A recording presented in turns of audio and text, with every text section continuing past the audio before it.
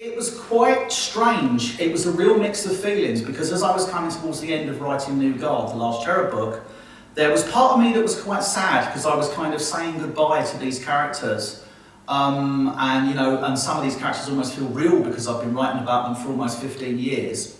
But then there was also the aspect of it really felt like the right time because writing the Cherub books, much as I love the stories and love the series, it just felt like I'd been doing this for so long, and it's very hard when you write them, when you've written that number of books, not to repeat yourself, to keep the stories fresh. So it really felt like it was the right time to move on. It's a creative risk to stop publishing a successful series, but it just felt like it was the right time to move on and be a bit more adventurous and try some new things.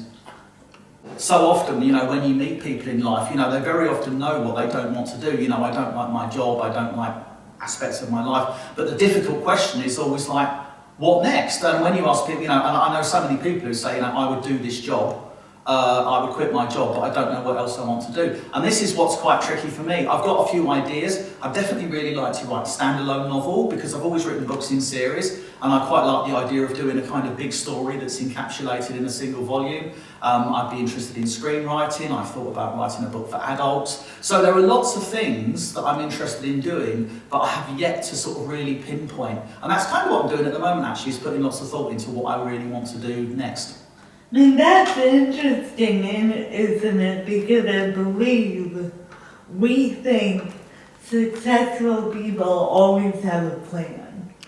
Yeah. They know where they're going. And what you're saying is, no, I don't. Yeah, I had a fascinating experience when I was 40 years old. I went to, it was a friend who I was friendly when we were teenagers doing our A-levels, 17, 18 years of age. And we all met up, a bunch of people who'd all been in the sixth form. So it was basically all the brighter kids who were at my secondary school. And the thing that I found really fascinating was the people who had been very successful all had a slightly unusual background. So the ones who were very bright and very academic and they'd done their job and they'd gone to university and they had left and they got a job with the company and they'd been promoted a couple of times and they'd been kind of moderately successful, but they all had sort of quite nice, quite decently paying jobs. But the ones who were very successful, like me, there was someone who'd become a judge, there was someone who'd founded an animation studio, and they all had slightly quirky, slightly different backgrounds. They tended to be the ones who'd maybe dropped out, maybe had family troubles, and I think there's definitely some element to success of having something a bit traumatic, a bit different, whether you fail your exams, whether you have a difficult family background. I think there's something about that kind of pushes you towards achieving at a high level as against just being the kid who does their exams, gets good exams, goes to uni, leaves, gets married, gets a job, and can be very successful and might be very happy. But in terms of what we think of as success, I'm fascinated by this element that someone like me who wasn't academic and wasn't good at school, or someone like one of the other girls who was at school had a difficult partnership and a breakup with her parents and dropped out of school and things like that. I find it very interesting that I think maybe we just need a bit of a jolt or something in our lives to kind of push us off the tracks, and maybe for some people it goes bad and some people it goes good. I'm also writing my Rockwell series, which is a new series of books about kids in rock bands. So that's also something. It's a 4-book series and 2 books are out and I've already written 3 of the 4 books. But that is an ongoing project that's very different to Cherub, but is hopefully appealing to the same fan base. So that's something else that I'm actually quite excited about. And I absolutely love writing Rockwell. It's really good fun. It doesn't have the sort of thriller element. It's just about characters and interaction and kids mucking around and having a good time and becoming celebrities and stuff like that, and I've just really enjoyed writing it. It's really good fun. Yeah, this really goes back to me wanting to be a writer from when I was very young, and probably from about the age of 14, 15 when I first started making attempts at writing stories or writing novels.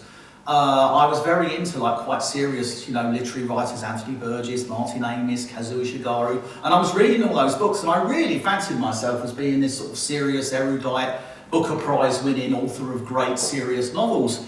The problem was I wasn't really very good at that, and I tried for a long, long time and I just got very frustrated and I never ever really got beyond sort of writing a third of a book, and I would always give up. And it was really interesting because when I suddenly had this change of heart and thought, let's try writing a book for kids, I just found there was a level of confidence, there was something there.